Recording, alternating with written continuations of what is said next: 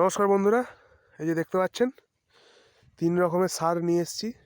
আজকে 3 রকমের সারকে একসঙ্গে পাইল করে ছড়াবো 22 কাঠা জমিতে ছড়ানোর পর গাছে নোল টানা হবে। চলুন আপনাদের সারের সম্পর্কে বাকি বিষয়টা আমার জেরুর থেকে জেনে নিয়ে আপনাদের জানাচ্ছি। চলুন, এই যে দেখতে পাচ্ছেন বন্ধুরা, চলে এসেছি। এই যে প্রথমে এই সারটা খুলবো। বলো, এই সারটার নাম কি? Calcium nitrate. আচ্ছা, এটার কাজ কি? এটার কাজ গুণাগুণ বলতে কি, ক্যালসিয়াম আছে, নাইট্রেট। কাজ গুণাগুণ হচ্ছে গাছকে ক্যালসিয়াম যোগায়, গাছকে নাইট্রোজেন যোগায় এবং নাইট্রোজেনটা দীর্ঘদিন যোগায়। এই যে দেখতে পেয়েছেন, এই গাছের এখন এরকম অবস্থা। এবার এইটা ছড়িয়ে তারপর নোল টানা হবে। এই যে আচ্ছা, এটা খুলে এটা চালাও। তারপর বাকি ওষুধগুলো খোলার সময় আপনাদের দেখাচ্ছি আবার সেই ওষুধগুলোর কী গুণাগুণ বা কী তাদের নাম দেখাচ্ছি।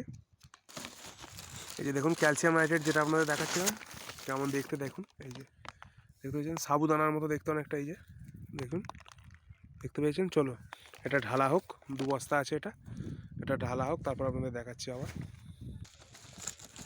এই যে দেখুন, এটা হচ্ছে ইউরিয়া আছে, ইউরিয়ার সঙ্গে পাইল করে দেওয়া হবে। এই যে ইউরিয়া, এই যে দেখতে পাচ্ছেন ইউরিয়া। এই যে এটাও ছোট ছোট সাবুদানার মতো দেখতে। চলুন ইউরিয়াটা ঢালা হোক কিছুটা, তারপর আপনাদের দেখাচ্ছি।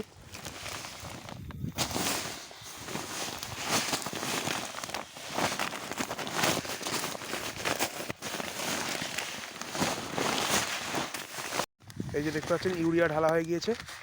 এবার এই যে নাইট্রোজেনটা দেবো। এই যে দেখুন, নাইট্রোজেনটা ঢেলে দিলাম। এরপর আর একটা সার আপনাদের দেখাচ্ছি। টোটাল 3 রকমের সার আমি মেশাবো এর মধ্যে। চলুন দেখাচ্ছি। আচ্ছা, এই সারটার নামটা কি বলুন? এটা পরশ ভিটা। আচ্ছা, এটা পরশ ভিটা। এটার কাজ কি? এটার কাজ হচ্ছে গাছকে ক্ষমতাবান করবে, আলুর ফলন বাড়াবে। হ্যাঁ, এবং এতে আচ্ছা কি অর্গানিক। আচ্ছা, এটা হচ্ছে অর্গানিক জিনিস। এই যে এত টাকার সার দিয়ে তবে একটা আলু ফলানো হয়, দেখতে পাচ্ছেন। এখানে দেবো এখন। আচ্ছা, খোলা হোক, খুলে পাইল করে তারপর আপনাদের কাছে আবার ফিরছি। এই যে দেখতে পাচ্ছেন 3টের সার পাইল করা হয়ে গিয়েছে। ইউরিয়া, পরশ ভিটা আর হচ্ছে ক্যালসিয়াম নাইট্রেট। এই 3 রকম সার পাইল করে এবার দেওয়া হবে গাছটায়। দিয়ে সমস্ত কিছু ওষুধটা আগে সেই সারটা ছড়িয়ে দেওয়া হোক। ছড়িয়ে দিয়ে আপনাদের কাছে আসছি। এই যে দেখতে পাচ্ছেন হাফ সার ছড়ানো হয়ে গিয়েছে, আর একটুখানি সার ছড়াতে বাকি আছে।